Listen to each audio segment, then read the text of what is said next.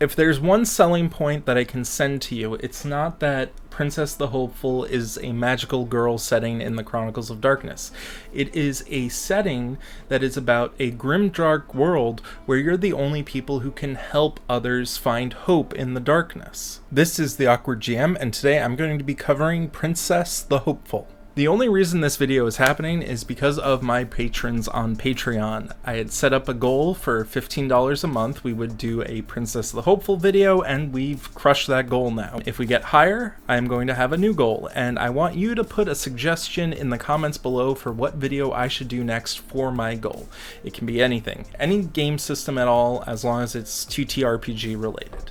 Shout out to our patrons, Echo B, The Bohemian, Cookie T, Wojciech M, and Tori X. Thank you for supporting the channel. Princess the Hopeful started off as an RPGNet fan project. I don't know who created it initially, but it apparently has a lot of contributors to it and has been going on for quite a while. The game itself is set in a modern day world similar to Chronicles of Darkness or World of Darkness, but the mechanics sort of remind me of Exalted or Werewolf the Forsaken, so if you know those games, you have a little edge on the other people here. The focus of the story is on women or men. Men can be princesses too, or princes in this setting, who are typically the reincarnations of nobles from a long lost kingdom that mostly only exists in dreams. The elevator pitch for this game is, what if magical girls, but in a grimdark setting? If you're familiar with my Chronicles of Darkness videos, this section would be me telling you to get the second edition version of the game.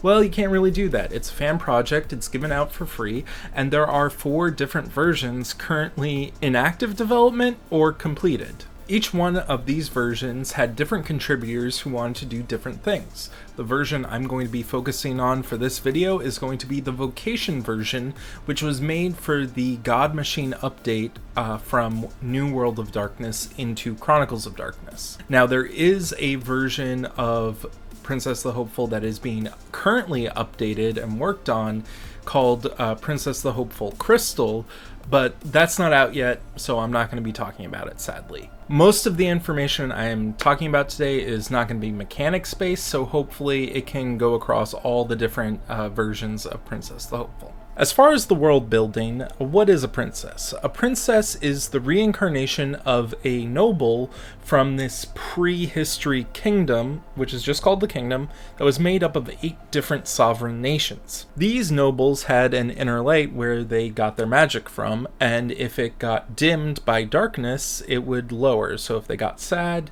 they would have less power. The kingdom represented light, and there was another not kingdom, a entity called the darkness that would corrupt the area and turn people into darkspawn, or creatures of darkness that would do cruel and unusual things that would hopefully turn the people of light into dark beings as well. As far as we know, the darkness won.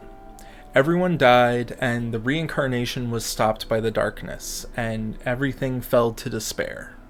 There's a lot of nuance to what happened after the darkness won and the princesses who were still around at that time, but effectively princesses didn't exist for the most part. It wasn't until the 1969 moon landing that everyone was struck with hope for the future, and it was such a grand event that princesses started to come out of the woodwork and start reincarnating on Earth. When I say reincarnation, I mean a process called blossoming, which is essentially you've been reincarnated, but you don't remember your history until this blossoming event happens, some sort of emotional trigger, which is why so many people were triggered by the moon landing. Now the princesses are back, and they are here to wipe away the darkness and bring back the light and rebuild the kingdoms that were once lost. The princesses are the nobles to the queens. There are 2 types of queens that I'm going to be talking about today. There are the radiant queens, which are the queens who were part of the 5 of the kingdoms that got defeated by the darkness. They were killed in the process, but they live on in dream forms in the dreamlands. Whereas the twilight queens didn't really go about the same way. They got a little bit corrupted by darkness. They're still not dark characters, like they're not evil, but they are more morally gray than the Radiant Queens, and they don't really exist in the Dreamlands. The Dreamlands is where the kingdoms currently reside, except for one which is still around. These are the pre-destroyed versions of the kingdoms, and they're not quite real, but they are real enough that a princess can go and visit them. The darkness is a virus-like entity that can infect humanity and creatures. It exists mainly in places called tainted places, where acts of extreme cruelty and torture were committed. The darkness doesn't have a culture, it is literally just the evil within the hearts of people. So the princess template reminds me a lot of the Werewolf the Forsaken template. You have your calling, which is the type of princess you are. You have your queen, which is the allegiance you have to a certain queen and their nation. You have your invocations, which are sort of like renown. They are a magical resonance that you draw on from belief.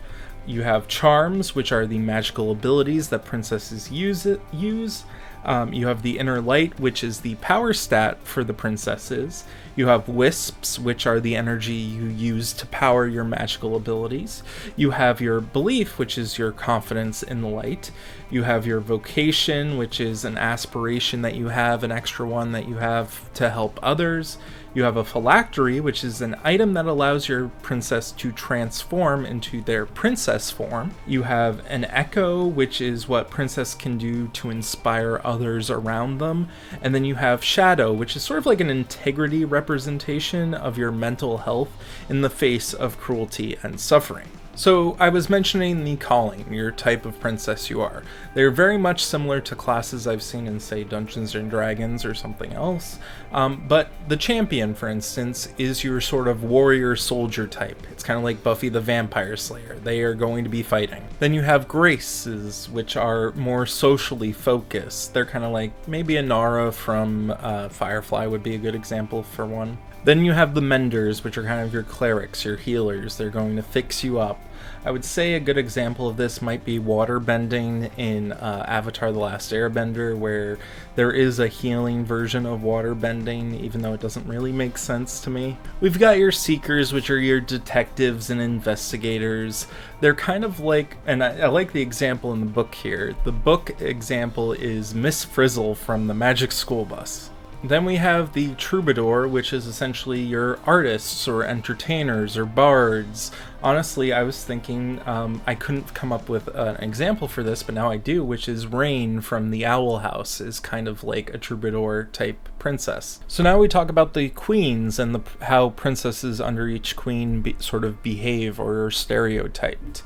The Queen of Clubs princesses are often seeking harmony with the world, and there's stuff in here about them not attacking but defending. There's also stuff here about them being very practical compared to the other princesses. The Queen of Diamonds is all about adaptation and learning and refining, very technology focused and very focused on like making innovations. The Queen of Hearts princesses are very much focused on community and society. They're often diplomats and they're very much in the tradition of things, trying to be elegant and suave in conversations.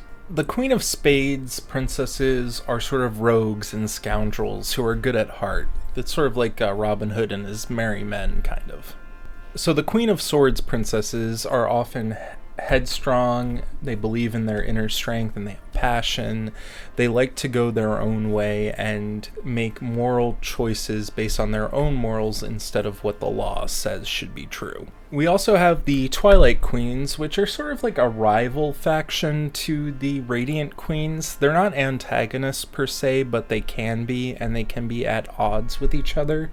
One of my players in my Chronicles of Boston game says that the Twilight princesses are kind of like your edgelord type side characters who, or like your Raphael type characters who are trying to go off and do their own thing.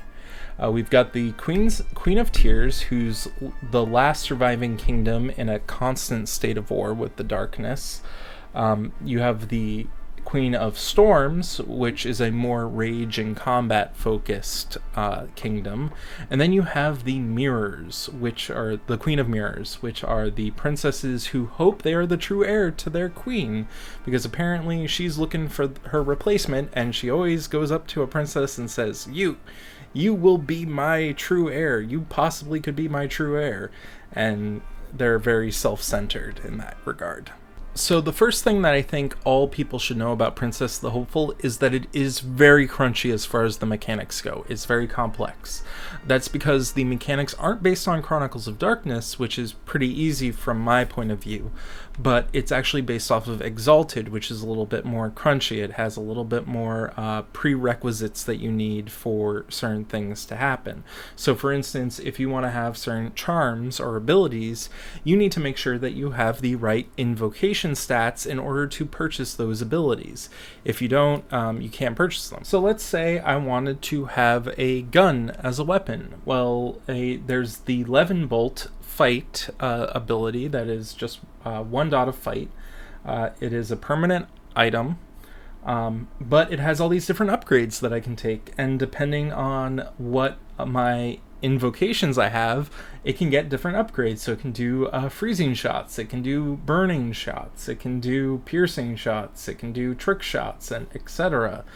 Many of the charms are like this, but also there are different modifiers in case you are casting your charm at a target and you can't see them. If you can't see them, you might have like a -2 to hit that target. If you are trying to do it long distance, it might have an even bigger modifier on it.